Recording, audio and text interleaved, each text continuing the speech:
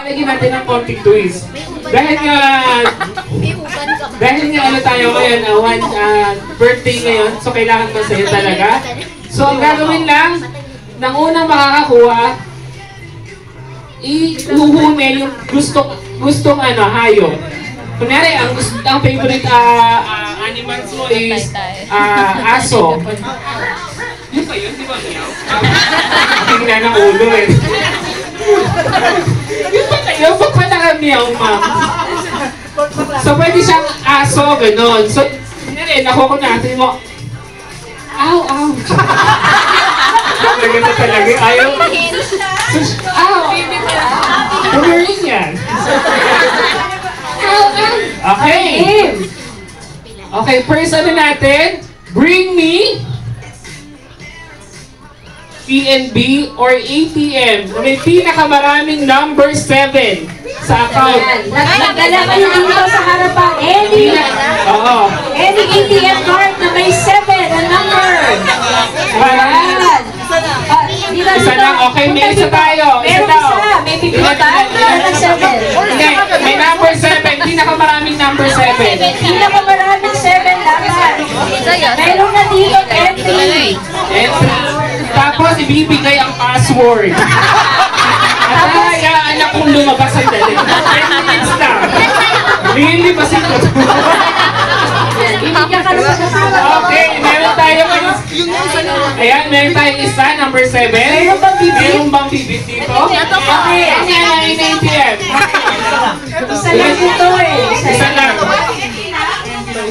Any ano po? Okay, ito dami. Tatlo. Ito, meron din China ba? Tatlo. Ito. PNB or any ano? Tatlo, parehas tatlo Ay, dito. tatlo dito. Meron ba bibit sa tatlo? Ilan? Yes, may number 7 sa ATM card. Wala na. Ito, tatlo. Lahat po pwede sumahan dito kahit Meron ba ba? Ilan pa?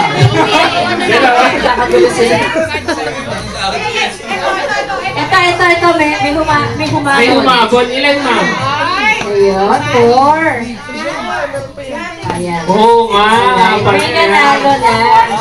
4 din. Meron din dito 4. May 5 ba? May 5 ba? 4. Pwede ba mag-ano sila? Dagdag sa isa. Sige. Tayo sa pinakamaraming naman na lang.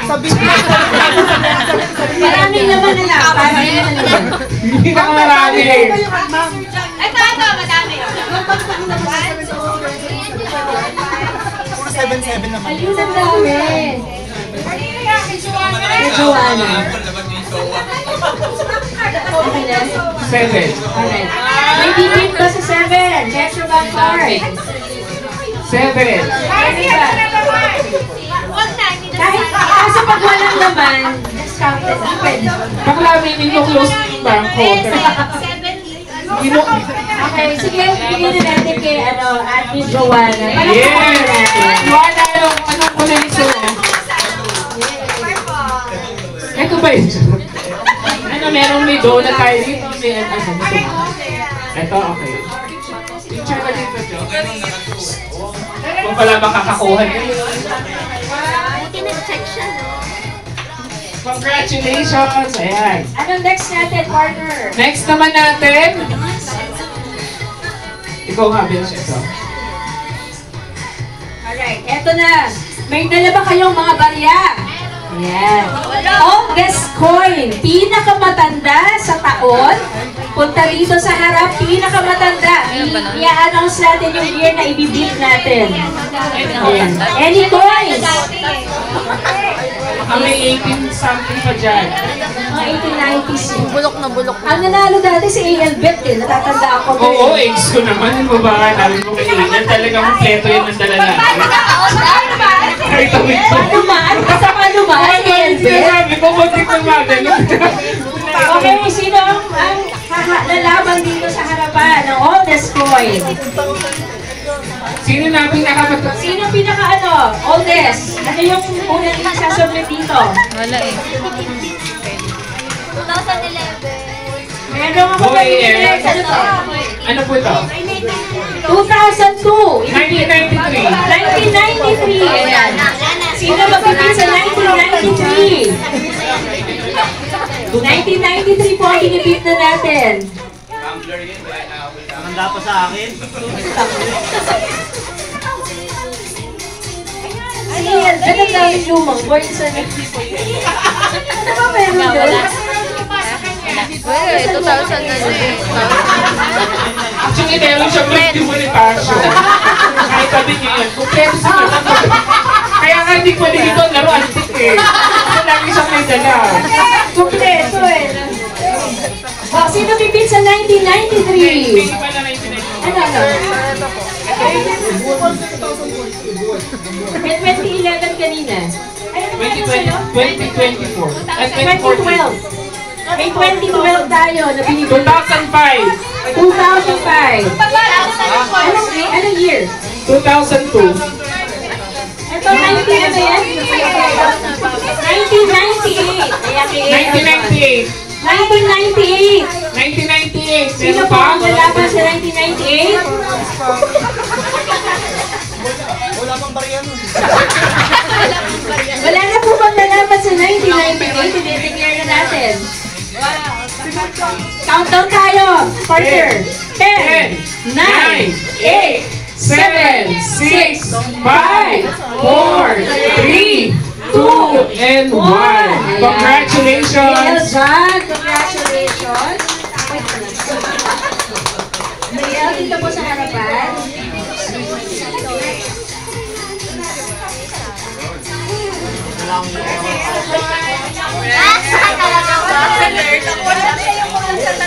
May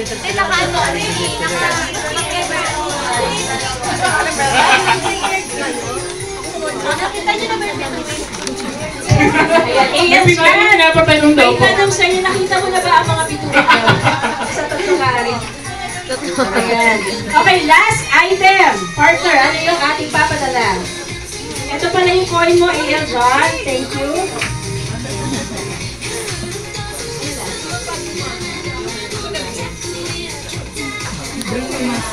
Alright, ito.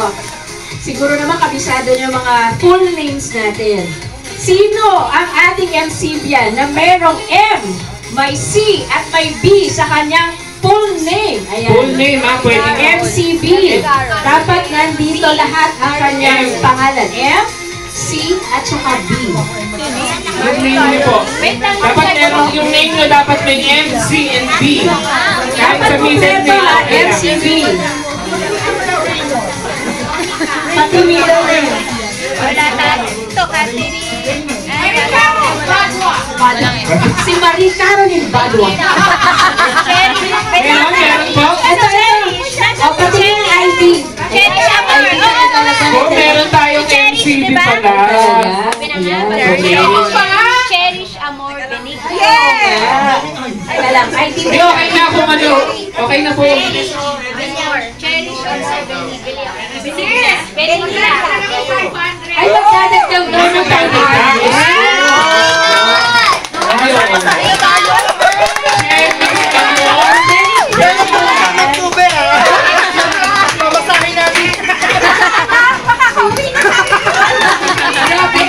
para nagre-raise ng funds to natin. Makakauwi na tayo mamaya mga anak.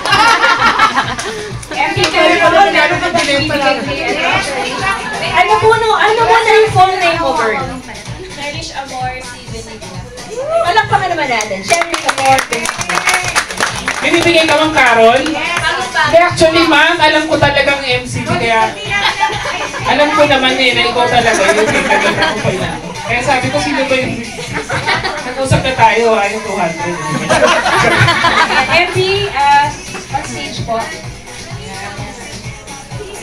Ay, hindi pa MB to.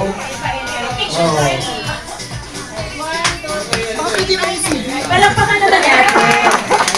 Okay, last before tayo tumuko sa ating for special partner na ano yung pinakakulit natin? Partner.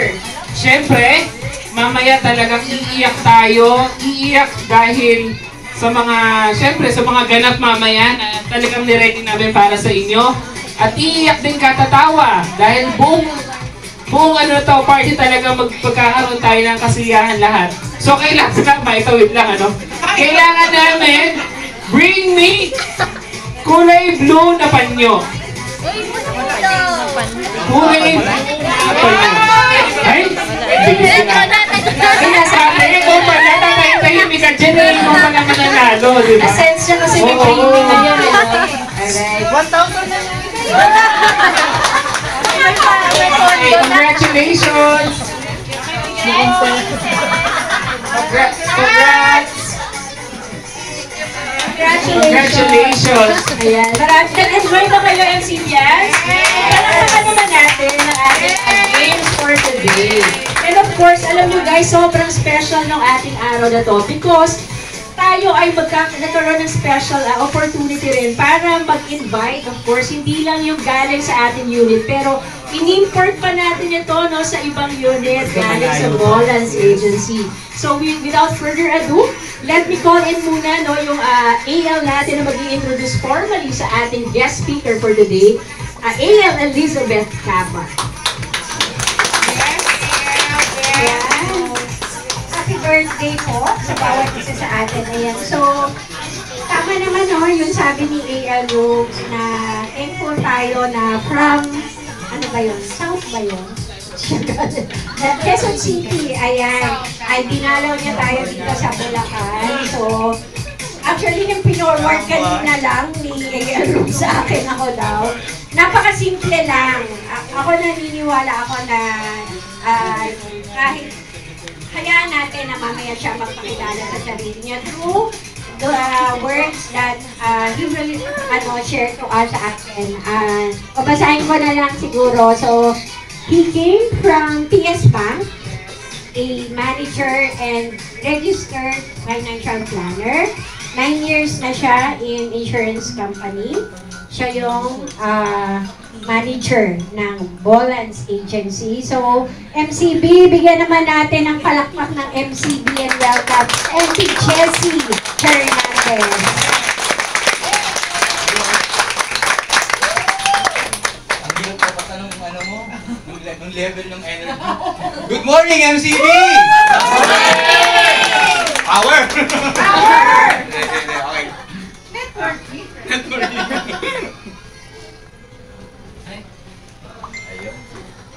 Ano din parang lyrics? Ano ba? Wala, tingnan lang siguro. Ay, liquor po kayo. Sige.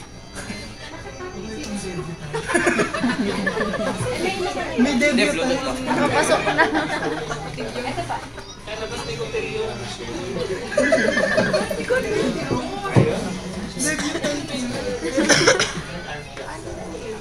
Good morning again, MCB. Mighty Corona Borealis, na. First of all, thank you, MP Carol, for inviting me. And sa inyong lahat na nandito, congratulations sa inyo kasi nandito kayo para i-celebrate yung 1-year anniversary ng MCB. Ay, ba't ganun? Ay, nakabaliktad. Ayan na po isa. Okay na yan. Ano mo na lang? Ano ba? Yan. Ayan. Sa mga hindi pa nakakilala sa akin, I am Jessie Hernandez, no? So, first of all, pwede ba ako magkwento? Ang dami kasi mga bago kung paano ako nagsimula sa insurance, no? I came from PS Bank as corporate nung time na yon, and then nagpa-part-time ako as a insurance agent or financial advisor. And that time, ang plano ko lang or ang goal ko, makaalis lang ako sa 8 to 5 na work ko from Novaliches kasi ako to Makati, ang aming head office. So that time, ang gusto ko lang marating nun, makawala lang ako sa mundo ng corporate world. So as part-timer, trabaho lang ako ng trabaho, wala akong pambili ng laptop. As in, yung trabaho ko, iniiwanan ko yung laptop ko sa PS Bank kasi pang ano yun sa kanila yun eh. So that time, kaya yung mga bago natin, so after ng work, nagtatrabaho ako para mag-part-time naman sa insurance, no? Ang goal ko lang, my only set on my goal is makawala ako sa mundo ng 8 to 5 to work. Kasi from MRT, iwanan ko yung kotse ko sa Trinoma, then makipagbubugan ako sa MRT going Ayala. So, para makawala ako doon, at saka isang goal ko, matapatan ko yung sahod ko doon sa corporate world ko. So, that time, nakawala naman ako doon, natapatan ko siya, hindi naman ako nag-resign ako. So, para i-full time itong insurance. So, sa mga bago, sa nakikita natin ngayon sa insurance, hindi siya madali. Maraming rejections, marami akong dinaanan na rejections, pero hindi doon natatapos yun. Kasi kailangan magpatuloy at embrace mo yung trabaho natin as a protector, life protector na tinatawag. Alright? That's my behind story para doon sa success ko with the insurance business.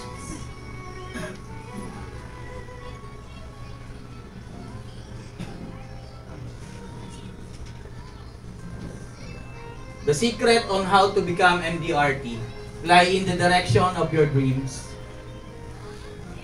Ayan, dream to scale new heights. So, dapat talaga meron tayong mga pangarap kung saan tayo papunta eh. So, parang kung ano yung gusto mong marating, dapat meron tayong timeline doon. So, kung gusto mong kumita, example, parang sa akin, ang financial goals ko kasi is around 500 first cut-off, no? 500,000, then second cut-off is parang 1 million a month yung goal ko. So, dapat yun yung nakikita ko para mag-motivate tayo or para pag gumigising tayo sa umaga, ano ba yung kailangan natin gawin. That's my goal. And commitment to achieve your goal. Hindi naman siya po pwedeng, goal ko to, pero wala ka namang commitment dun sa goal mo. So, dapat talaga committed ka rin sa goal na yun. So, ang gagawin mo lang, pagising mo, dapat alam mo kung ano yung mga dapat mo dun sa umpisa na sisimulan mo yung goal mo na yun, ano ba yung dapat pagising mo kagad. So, that's my third ko is sa leadership skill. Siguro hindi naman lang tayo nagbebenta rito eh. Kailangan mo ring i-handle yung mga tao natin. So, even you, sa mga bago, so dapat ganun din tayo sa kanila. Positive mental attitude. So siguro, yun yung isang point na dapat nating matutunan. Darating yung time talaga, puro negative eh. Yung nakikita natin eh. So, meron naman talaga dapat tayong maging idea. Pag-gising natin eh, dapat positive talaga tayo sa trabaho natin na to. So, hindi siya talaga technical na puro negative lang. Dapat yung utak natin, yun yung nagpapagana na positive to. Positive. So, parang gano'n lang siya. Ayan.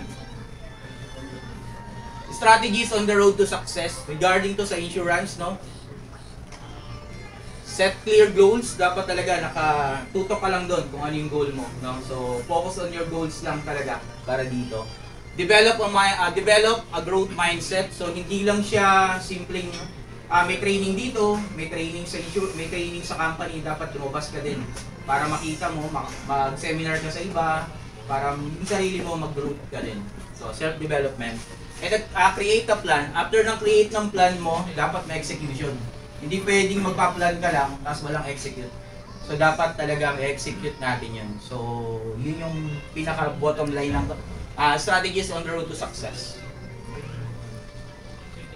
Ito, magta 10 years na ako ng industry. Ang usual na ginagamit ko, yung POMS. So, I was trainer in AXA before. Habang nag-unit manager ako sa namin. Paki-take note to guys kasi naging effective to sa akin. Prospecting, social media, friends, referral coming from clients. Yung prospecting ko, ang ginagawa ko dito guys, 5 call-outs in the morning para hindi ako ma-burn out. And then 5 call-outs in the afternoon, a total of 10 in one day. So hanggang ngayon, kahit eto na yung position, eto na yung dito ko, ang ginagawa ko pa rin yan. So even recruit or sales, dapat meron kang prospecting. Hindi po pwedeng wala. Prospecting to get the opportunity na makapag-set ka ng meeting sa kanila. Coming from the setting ng meeting to get one sale. At least meron kang every week, meron kang makuwang sales eh. So, katulad nga ang tinatawag natin, yung 4 dapat.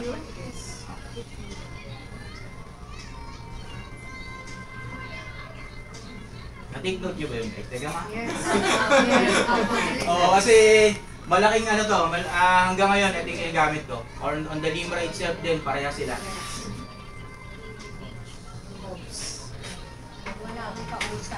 Ayan, rock and roll MCB. recruitment, onboarding, activation, retention. So, sa ating lahat naman, aware naman tayo lahat pagdating sa pagre-recruit eh. Gawa lang tayo ng passive income, especially mga taga-DNA natin dito, mga DNAs natin. No? May mga pwede natin gamitin yon. Recruitment, onboarding, activation, retention. So meaning, pag nag-recruit ka, in-onboard mo siya, and then, na-activate mo, follow yung retention natin, or yung passive income na meron tayo.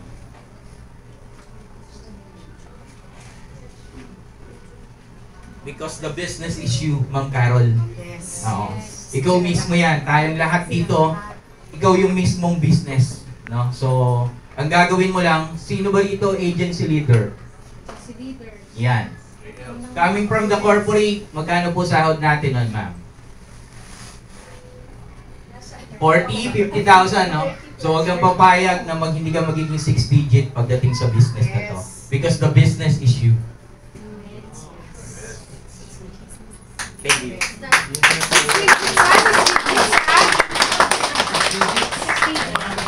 Kasi ganun din eh.